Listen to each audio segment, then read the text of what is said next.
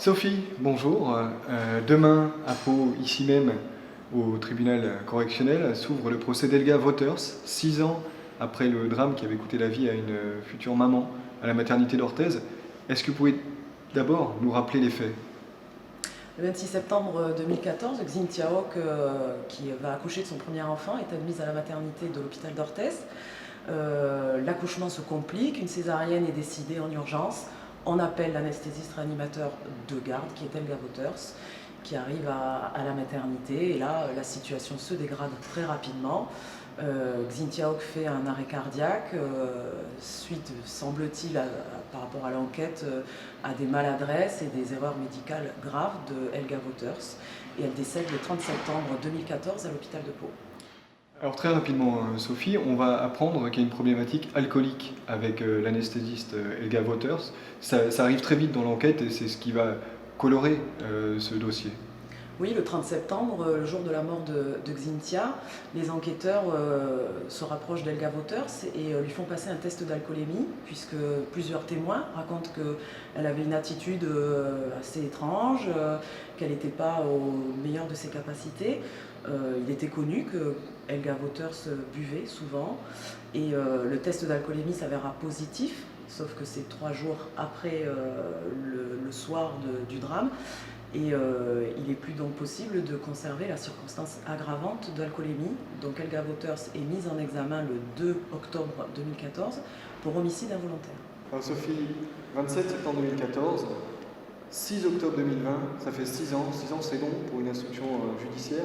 Qu'est-ce qui s'est passé? Pourquoi ça a duré autant de temps? Alors, au départ, l'hôpital d'Orthez et la clinique d'Orthez avaient également été mises en examen pour homicide involontaire. Helga Wouters était salariée de la clinique et la clinique utilisait les locaux de l'hôpital. Les deux entités de santé ont fait des appels de ces mises en examen qui ont été plusieurs fois jugées devant la chambre d'instruction. Et aujourd'hui, elles seront sur le banc des parties civiles, elles ont été mises hors de cause. Alors il y a eu ces recours, il y a aussi eu des renvois du procès. Qu'est-ce qui a allongé encore plus le temps de la procédure? La première audience était prévue en février 2020. Mais c'est maître Éric Dupond-Moretti, qui était l'avocat de la défense d'Helga Wouters, qui avait demandé un renvoi 3 semaines avant la date du procès, ce qui avait été déjà très douloureux pour les familles. Et puis ensuite, ce renvoi avait été audiencé au mois de mai. On connaît le contexte actuel. Et c'est le Covid qui a encore une fois renvoyé ce procès, cette fois-ci, au 6 octobre 2020. Le procès aura finalement lieu jeudi et vendredi. C'est 2 jours parce que c'est un gros dossier d'instruction.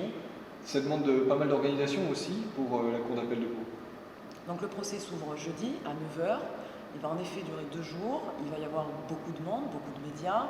Il va également y avoir donc la famille de la victime, de Xynthia, sa sœur, ses parents, son ancien mari, et des amis aussi qui sont venus d'Angleterre malgré le contexte actuel du Covid, qui seront certainement mis en quatorzaine quand ils rentreront en Angleterre, mais ils avaient besoin d'être là.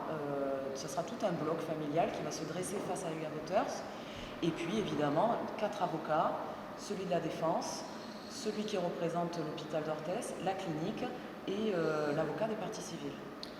Et au bout, fort probablement une décision mise en délibéré. Oui, une mise en délibéré, puisqu'il faut prendre aussi le temps de digérer 2 jours de procès pour le président et ses assesseurs. Le jugement sera certainement rendu un mois plus tard.